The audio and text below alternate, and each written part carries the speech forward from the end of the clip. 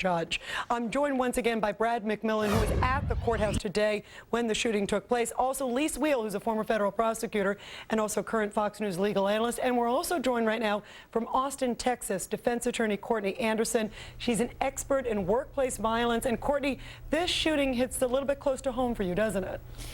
Unfortunately, Rita, it does, and I thank you for having me on your show today. I actually became interested in training on workplace violence and dealing with these issues because, unfortunately, a family member of mine and my aunt, a former district judge here in Texas, was subject to one of these courthouse shootings about a decade ago. And she survived the shooting, correct? But there was multi-shootings in the courtroom, correct? Yes, she was a district judge and presided over family law type cases. And someone who'd been in her court was apparently unhappy, mentally unstable, and entered into the courthouse with many weapons and did shoot and kill several people. Not my aunt, thank goodness.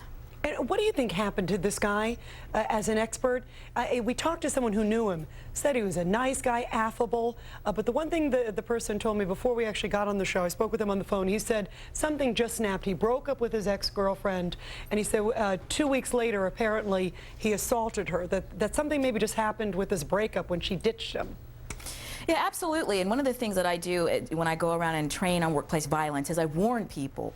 People are not going to come into the office or into a work environment with a label on saying, be careful, I'm on the edge, I'm about to do something violent. And a lot of times they appear placid and calm. Now, this gentleman certainly had been found with these shanks very recently, but I don't think that anyone in this situation expected this type of rage to erupt the way that it did. And at least there was a warning sign, as Courtney was talking about, and this is stunning to me. Apparently the judge and the prosecutor both said we got to beef up security. Exactly. So where was the beefed up security? Well, nothing obviously happened. Now, I have to tell you, there's a lot of bureaucracy in these courtrooms. A lot, you've got to go through the sheriff or the marshals. But when a guy is found with two homemade shanks. But as we've heard tonight, everyone is admitting a big mistake was made.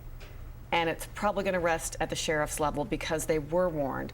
But right now, of course, we've got to focus on trying to find this guy. And Brad, is there anything they can do that authorities can reach out to this guy? Is there any deal at this point? Look, we're not going to kill you if you turn yourself in?